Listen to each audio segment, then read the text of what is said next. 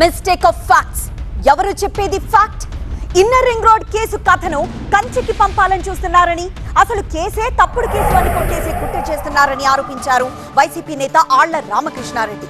ఈ case mistake of fact కాదని 100కు పైగా సాక్ష్యాలున్నాయన్నారు ఆర్కే. మరోవైపు తప్పుడు కేసు కాబట్టే చట్టం తన పని తాను చేసుకుపోతుందని అంటున్నారు టీడీపీ నేతలు. ఇన్నర్ రింగ్ రోడ్ అలైన్మెంట్ పై మరోసారి తీవ్ర ఆరోపణలు చేసిన వైసీపీ మాజీ ఎమ్మెల్యే ఆళ్ల రామకృష్ణారెడ్డి 130 సాక్ష్యాధారాల్ని సేకరించి నమోదు చేసిన కేసు ఇప్పుడు తప్పుడు కేసు ఎలా అవుతుందని ప్రశ్నించారు. కంతేరు గ్రామ సమీపంలో కేవలం ఎకరం 8 లక్షల రూపాయలకు మాత్రమే అమ్మటం జరిగింది. ఈ కేసులో మరి ఎక్యూజ్డ్ 14గా నారా లోకేష్ గారిని కూడా చేర్చడం జరిగింది ఆ రోజుల్లో. ఎందుకంటే ఆయన హెరిటేజ్ డైరెక్టర్గానే ఉన్నాడు లోకేష్ గారు. ఆ రోజుల్లో డైరెక్టర్గా ఉంటే చేరుస్తారా అని అంటే సాక్ష్యాధారాలు సేకరించారు. సుమారు 125 నుంచి 130 సాక్ష్యాధారాలు నారా లోకేష్ గారి నుంచి వెళ్ళినటువంటి ఈమెయిల్స్, వాట్సాప్ మెసేజ్లు ఇవన్నీ కూడా సిఐడి సంపాదించి ఛార్జ్షీట్లో పొందుపరచడం జరిగింది. గతంలో తాను చేసిన ఫిర్యాదు ఆధారంగా దర్యాప్తు చేసిన అధికారులే ఇప్పుడు ఆ కేసును మూసివేయాలని చూస్తున్నారని ఆరోపించారు ఆర్కే.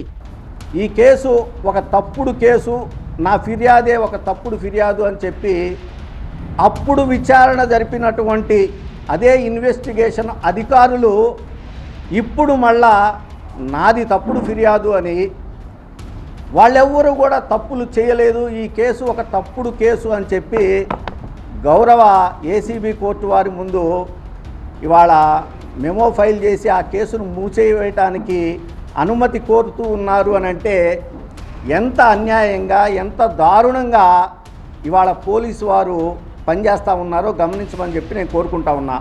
తనకొచ్చిన నోటీసులపై స్పందించిన ఆర్కే ఫిర్యాదుదారుల్ని చంద్రబాబు భయపెట్టి కేసులన్నీ ముయించి వేసుకుంటున్నారని ఆరోపించారు. ఇవాళ చంద్రబాబు నాయుడు గారి ఆదేశాలని పాటించాల్సినటువంటి పరిస్థితిని చంద్రబాబు నాయుడు గారు తీసుకొచ్చారు కాబట్టే ఇవాళ అన్ని కేసుల్ని ఆయన మీద, ఆయన చేసినటువంటి అవినీతి కేసులన్నింటినీ చట్టాలకి విరుద్ధంగా ఫిర్యాదుదారులని భయపెట్టి బెదిరించి ఇవాళ ఆయన మూసేసుకుంటా వస్తూ ఉన్నాడు. ఇవాళ ఆ కేసు హైకోర్టులో ఉండటం వల్ల నేను ఆ కేసు గురించి మాట్లాడలేకపోతా ఉన్నా.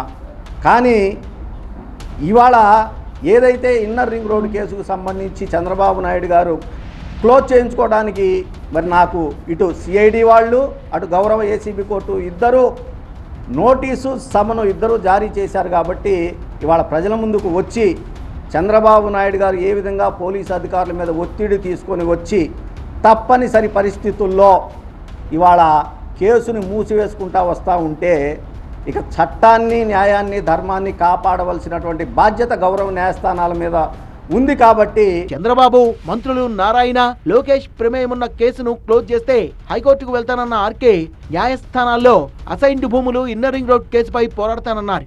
ఖచ్చితంగా చంద్రబాబు నాయుడు గారు, మంత్రి నారాయణ గారు, నారా లోకేష్ గారు, ఎవరైతే లింగంనేని రమేష్ గారు, రాజశేఖర్ గారు, అంజనీ కుమార్ గారు వీళ్ళందరూ చేసినటువంటి ఈ సుమారు 2500 కోట్ల రూపాయల అవినీతి ఏదైతే ఉందో దాన్ని బయటపెట్టడానికి మాత్రం గౌరవ న్యాయస్థానాల్లో నేను పోరాటం చేస్తానని చెప్పి తెలియజేసుకుంటా ఉన్నా.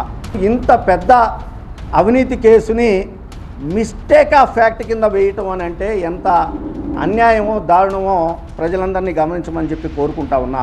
మరోవైపు ఆర్కేకు కౌంటర్ ఇచ్చారు టీడీపీ నేతలు. వైసీపీ హయాంలో తమ నేతలపై తప్పుడు కేసులు పెట్టారన్న టీడీపీ నేతలు తప్పుడు కేసులు కాకపోతే కోర్టులు ఆ కేసును కొట్టివేయమన్నారు.